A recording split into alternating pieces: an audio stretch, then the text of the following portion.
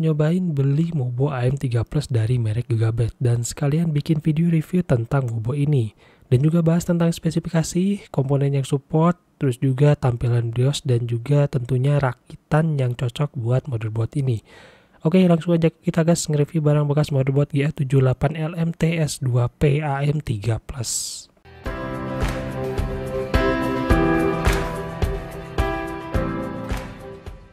Oke guys, sekarang kita masuk bagian port dan juga spesifikasi dasar dari Gigabyte GA78 LMTS2P ini. Dia memiliki form factor micro ATX dengan panjang 24,4 cm x 20,6 cm. Dia tentunya punya soket AM3 Plus dan juga punya DDR3 RAM. Dia punya di port sampingnya dia punya 1 kali PS2 keyboard dan juga 1 kali PS2 mouse port. Dan juga dia punya 1 kali di support. Di support ini adalah port VGA ya buat kalian yang belum paham. Terus juga dia punya DVI, port DVI ini buat display juga. Punya USB 2.0. Ini 4 ya USB-nya yang bisa kita colokan ke motherboard ini secara langsung dan punya 1 LAN port. Ini RJ45 ini LAN port guys. Dia punya 3 audio jack ini meliputi line in, line out dan juga mikrofon. Port yang ada di depan yang bisa kita colokan ini ada 2 USB header, USB 2.0 header ini buat colokan dari casing ke motherboard. Jadi kita bisa nyolokin USB dari casing yang ada di depan itu. Biasanya kan ada casing USB yang ada di depan itu guys. Next ada 6 kali SATA konektor. SATA konektor ini bisa kita gunain buat nyolokin hard disk SATA, SSD SATA maupun DVD internal SATA. Berikutnya ada front audio header. Kalau misalkan casing kalian support buat mikrofon atau buat headset kayak gitu yang colokannya warna hijau itu, audio jack itu kan dia bisa colokin ke motherboard ini. Kemudian ini front panel ini buat nyalain, matiin dan juga nge-restart dari casing. Ada CPU fan connector ini buat heatsink dan juga sistem fan connector ini kalau misalkan kalian gak ada colokan dari Molex-nya kalian bisa pakai sistem fan connector ini buat fan yang 8 atau 12 cm. Next ada satu PCI Express X16. Buat X16 ini khusus buat VGA dan juga PCI Express X1 slot ini biasanya ini buat USB extender atau USB expander gitu guys ya, buat tambahan USB. Next ada 1 kali PCI slot. Buat PCI slot ini biasanya buat audio dan juga LAN card. Berikutnya kita masuk ke spesifikasi dasar dari GA78 LMTS2P ini. Spesifikasi dasarnya dia support AMD FX series 4100 sampai 8370E. Dia support AMD Phenom series X2 545 sampai X6 1065T. Dia juga support AMD Athlon series X2 260U sampai X4 650. Dia juga support AMD Sempron series 140 sampai 150. Nah ini guys ya. Keunggulan dari AMD itu jadi dia dari mulai Sempron sampai FX series itu kita nggak perlu gonta-ganti motherboard. Tentunya ini cuman buat AM3 Plus ya, karena kalau misalkan kalian dari AM3 itu support sampai Phenom series, nggak support FX series. Dan kalau misalkan kalian punya motherboard AM2 Plus hanya beberapa yang sampai Phenom seriesnya ya. Kebanyakan kan dari Sempron sampai Athlon gitu buat AM2 Plus lagi, apalagi AM2 itu lebih jadul lagi. So kalau misalkan kalian udah punya motherboard AM3 Plus ini, kalian bisa gonta-ganti dari mulai Athlon ke Phenom sampai ke FX series, dan FX seriesnya itu ada dari 4100 sampai 8370. Jadi lebih enak ya buat digunain, tapi menurut saya sedikit worth ya karena dibandingkan dengan harganya cukup mahal ketimbang kalau misalkan Intel itu yang H61, H81 sekarang udah mulai turun ya, generasi kedua dan generasi keempat. Bandingkan dengan AMD ini yang menurut saya harganya ya masih cukup mahal di angka 300-an lebih. Next untuk GPU-nya dia punya VGA internal yaitu Integrated ATI Radeon HD 3000 grafik dengan support DirectX 10. Kemudian dia punya RAM support dual channel up to 8 GB. Ini saya nggak nemu ya dan saya belum coba langsung apakah si motherboard ini support sampai 16 GB. Tapi kalau di websitenya itu saya cari-cari itu dia cuma support sampai 8 GB. Untuk kecepatannya ini ada 1333 kalau MHz kalau misalkan kita overclock, dan kecepatan standar yang normal tanpa overclock itu ada di 1060 dan 800 MHz. Untuk pembahasan fisik tentunya kita mulai dari pojok kiri atas motherboard ini. Pertama di sini ada pin power CPU atau biasa kita nyebut 4 pin CPU, dan geser ke kanan dikit tentunya ada slot untuk prosesor. Sebelah kanan atasnya terdapat colokan untuk fan heatsink yang agak jauh dari slot 2 RAM. Di samping slot RAM ini kemudian terdapat 1 kali 24 pin power, dan di bawahnya terdapat colokan speaker buzzer atau speaker buat nyolokin ke casing dan juga front panel ya, dan ini jadi satu ya antara colokan front panel sama speaker ini, jadi satu tempat di kotakan itu guys. Terus geser ke arah samping kiri tengah terdapat colokan untuk audio dan juga terdapat slot PCIe kali 16 untuk colokan VGA, dan di bawahnya terdapat slot PCIe 1 kali yang biasa digunakan untuk slot LAN card eksternal. Di sampingnya terdapat slot untuk CMOS, kemudian di bawahnya terdapat slot PCI, slot yang biasa digunakan untuk sound card tambahan. Kemudian di bagian bawahnya terdapat clear CMOS, ada COM, ada system fan, dan juga double front panel USB 2.0. Jadi ini buat nyolokin USB-nya yang ada di casing guys. Kemudian terakhir di pojok kanan bawah ini terdapat 6 slot SATA yang bisa digunakan untuk hard disk, SSD, dan juga DVD. Oke teman-teman, sekarang kita masuk ke tampilan BIOS motherboard GA78LMT. Ini adalah tampilan BIOSnya. Saya buka satu-satu dan teman-teman bisa lihat di sini ada apa aja, ada fitur apa aja di motherboard ini. Atau teman-teman penasaran pengen setting apa-apa aja, semuanya bisa dilihat di BIOS ini ya, tampilan BIOS ini.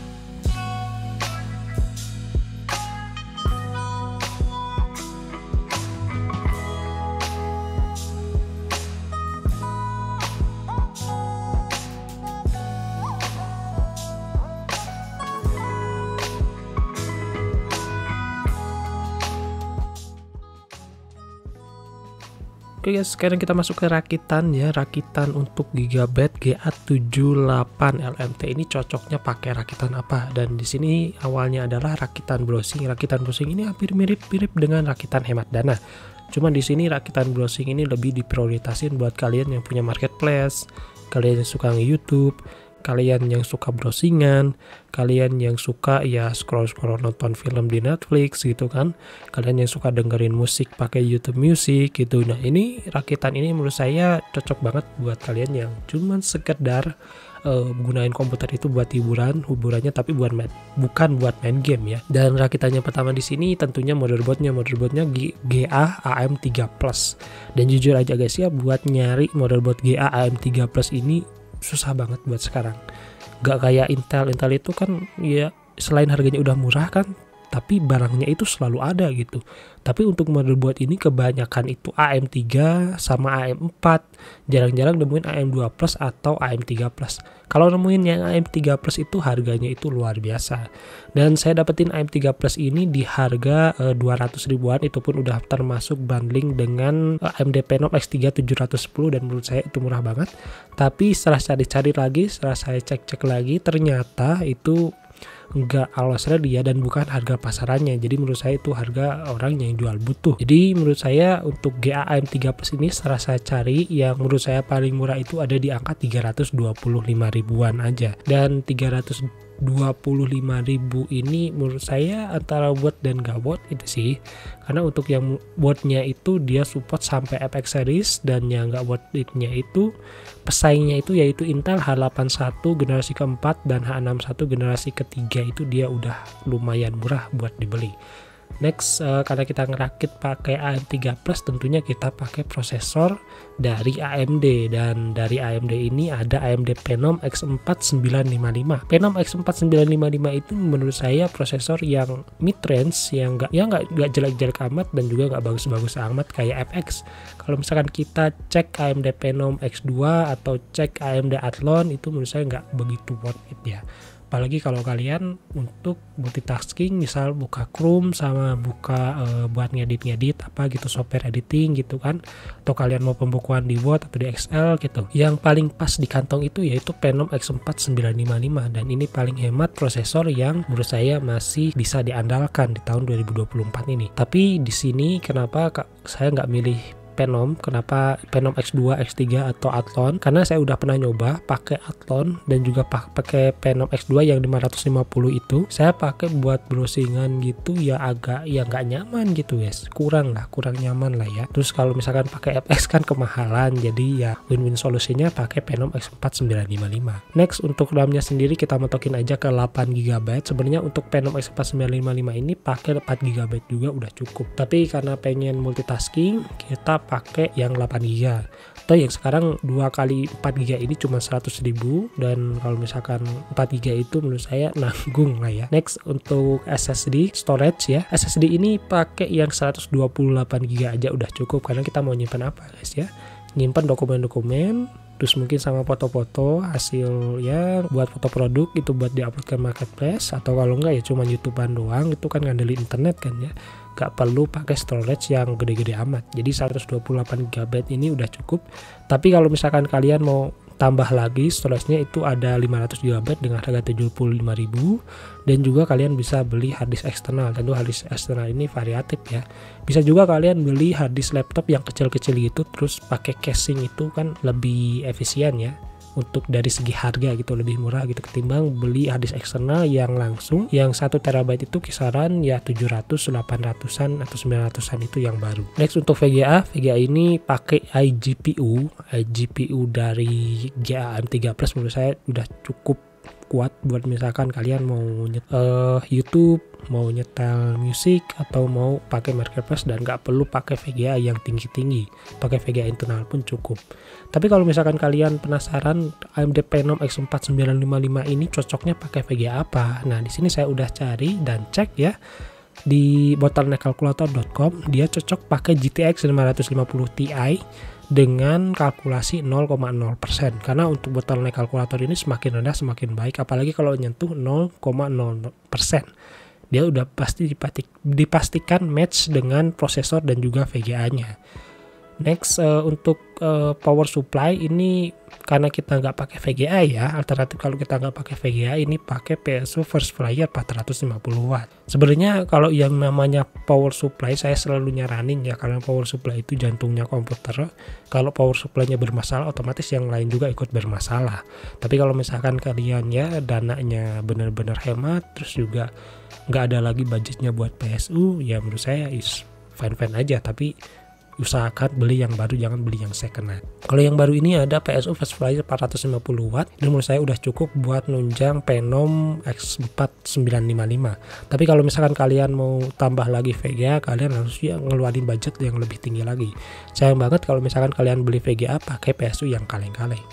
Next, untuk LED-nya karena kita pakai iGPU, tentunya kita pakai GA AM3 Plus, dan di GA AM3 Plus ini cuma ada VGA dan DVI. Dan saya nyaranin kalau misalkan beli monitor itu yang masih ada VGA-nya guys ya, karena rata-rata zaman sekarang itu monitor yang baru itu kebanyakan pakai DisplayPort sama HDMI. Jadi jarang banget yang masih pakai VGA. Nah, untuk monitor second LED 19 ini ada di harga 350 ribuan. Menurut saya masih cocok buat disandingin sama si Phenom X4 955 ini.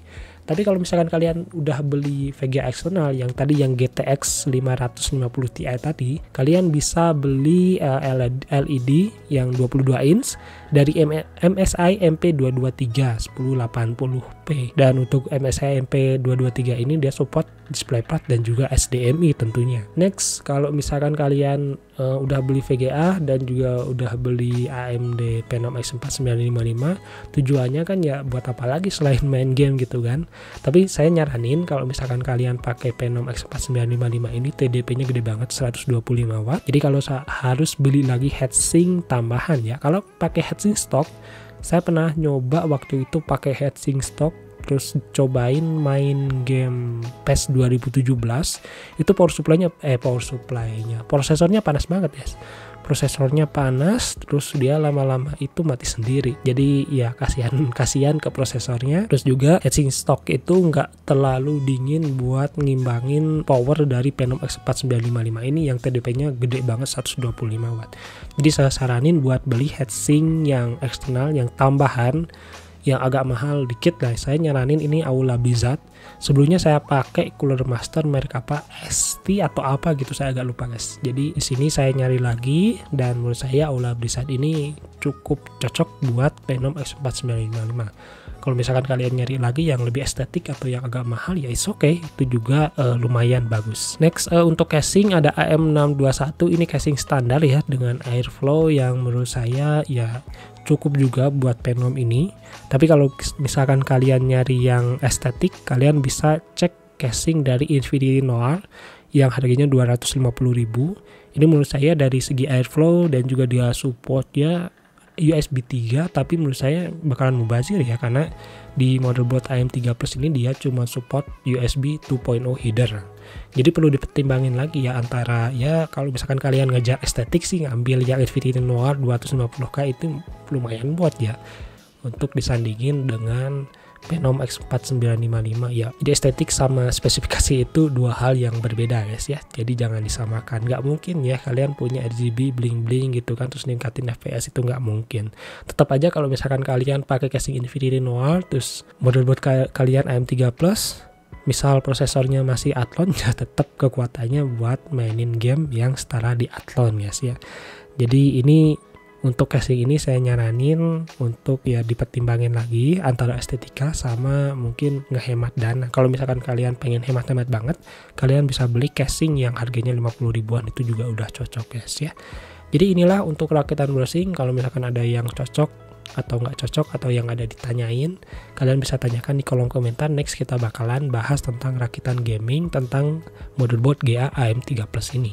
Next untuk rakitan gaming, perlu diingat ya, ini budget buat rakitan gaming atau buat motherboard Gigabyte AM3 Plus yang saya bahas kali ini. Kalau misalkan kalian mending rakit ini, mending rakit ini, itu di luar pembahasan guys ya. Jadi kita fokus untuk motherboard GA AM3 Plus ini. Dan ini untuk rakitan gaming tentunya saya untuk prosesor itu pakai FX 6300. Ini standar banget. Karena kalau misalkan mau nyari yang FX 8 series, 8000 series itu harganya masih jauh banget guys, di atas dari FX 6300. Dan FX 6300 ini prosesor yang umum ditemui terutama di warnet-warnet yang tahun 2016-an, 2017-an, 2015, 16, 17, 18 itu banyak banget yang pakai FX 6300 guys. Biasanya FX 6300 ini disandingin sama GTX 1050 Ti dan itu smooth banget waktu itu mainin game apa ya. Pernah mainin game antara PES sama GTA 5 itu masih lumayan smooth guys ya. Nggak tahu kalau sekarang kan udah banyak update dari GTA-nya dan juga udah driver-drivernya pun harus ada update guys ya. Jadi belum coba lagi untuk FX 6300 ini. Next untuk RAM tentunya ya mentokin ke 8GB lah ya, karena percuma juga kalau misalkan FX 6300 tapi RAM-nya masih 4GB. Atau kalian mungkin bisa cari tahu lagi, karena saya belum nemu sumbernya ya, apakah motherboard ini support 16GB atau enggak. Jadi kalau 8GB nanggung sih, kalau 16GB menurut saya udah overpowered banget kalau disandingin dengan FX 6300. Next untuk hard disk tentunya opsional ya, kalian beli 1TB atau yang 500GB. Karena ini slotnya ada 6 SATA-nya, lebih murah ya, bukan lebih efisien, lebih murah dari yang 1TB. Karena yang 1TB itu pasarannya itu sekitar 200 ribuan, 250 ribuan. Dan untuk 500GB ini angka 75.000. Berarti kalau kita beli 2 150.000, hemat 50.000 guys, bisa buat beli seblak dan lain-lain.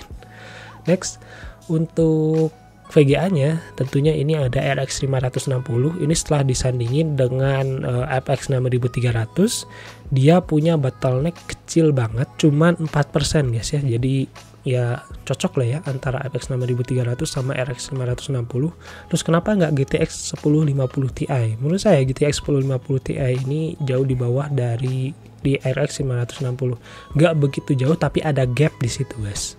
mungkin sekitar 25 atau 30%-an ya perbedaan dari RX 960 sama GTX 1050 Ti. Kemudian ada power supply. Power supply-nya ini pakai PC cooler 550 watt dengan harga 462.000 guys ya. Jadi untuk PSU ini ada alternatif lain, yaitu MSI Mic, atau kalau enggak Evi Pro, atau kalau enggak Montage Beta, atau kalau enggak kalian bisa nyari yang secondan itu dari Bigwit, atau kalau enggak Seasonic. Jadi power supply ini kalian bisa budgetin di angka 500 ribuan ke atas. Tapi di sini saya bisa cek PC cooler ini 450 watt dengan 80 plusnya standar guys. Jadi kalau ini bisa jadi alternatif kalau misalkan kalian nyari PSU murah tapi bagus, itu ada di PC cooler 550 watt. Next untuk monitor ini saya nyaranin Lenovo L241. Nah dia udah support HDMI dan juga support DisplayPort, dan juga dia support 100 Hz untuk refresh rate-nya. Jadi ini worth banget buat kalian kalau misalkan pengen punya monitor yang bagus tapi harganya ya murah guys ya. Ini ada di angka 1.549.000. Untuk SSD menurut saya ini hal yang wajib ya buat rakitan PC gaming ini. SSD ini ada VGen yang Platinum 256 GB dengan harga 252k. Kalian bisa alternatif, kalian bisa nyari lagi mungkin merek Adata, atau kalau enggak mungkin merek Samsung sekalian guys ya, karena buat SSD ini menurut saya hal yang krusial buat ningkatin kecepatan dan efektivitas dalam main game. Apalagi kalau gamenya disimpan di SSD ini menurut saya oke lah, lumayan lah ya. Dan untuk casing, sekali lagi untuk casing ini opsional. Ini kalian mau fokus ke estetika, ke fungsionalitas, atau ke mungkin hemat dana.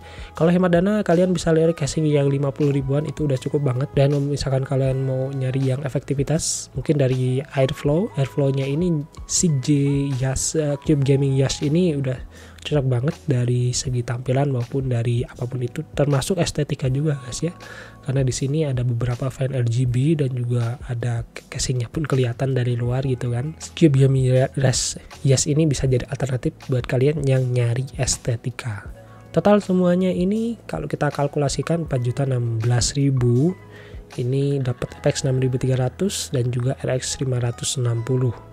Oh iya, dan untuk VGA-nya ya RX 560 785.000 ini second ya. Dan kalau misalkan kalian mau beli yang baru ini ada di angka 1.230.000-an. Prefer antara power supply sama VGA, menurut saya wajib banget beli yang baru guys ya. Jadi sisanya yang lain itu karena FX 6300 dan motherboard AM3 Plus ini gak ada yang baru, itu tetap aja harus second guys ya. Dan untuk casing juga ini opsional, SSD juga yang second juga banyak, tapi preferensi harus beli yang baru. Dan monitor juga ini juga opsional, kalian bisa nyari yang lebih murah ada dari merek Samsung, terus juga ya dari merek LG itu lebih murah dari Lenovo biasanya guys ya untuk monitor yang 24 in. Tapi cek aja apakah udah IPS atau belum, apakah refresh rate-nya 100 Hz atau belum. Jadi ya opsional semuanya sih. Oke guys, itulah rakitan dari Gigabyte AM3 Plus 78 LMT ya. Jadi kalian bisa ya rakit-rakit menyesuaikan atau pakai ikutin cara ini ya, pakai FX 6300 dengan RX 560, atau kalian punya preferensi lain pakai FX 8000 sekalian gitu kan ya, macam-macam. Kita bisa diskusi di kolom komentar, dan kalian punya saran atau apapun bisa juga disampaikan di kolom komentar. Akhir kata saya ucapkan terima kasih banget yang udah nonton video ini sampai selesai. Sampai berjumpa lagi dan kita akan review barang-barang bekas lainnya. See you guys.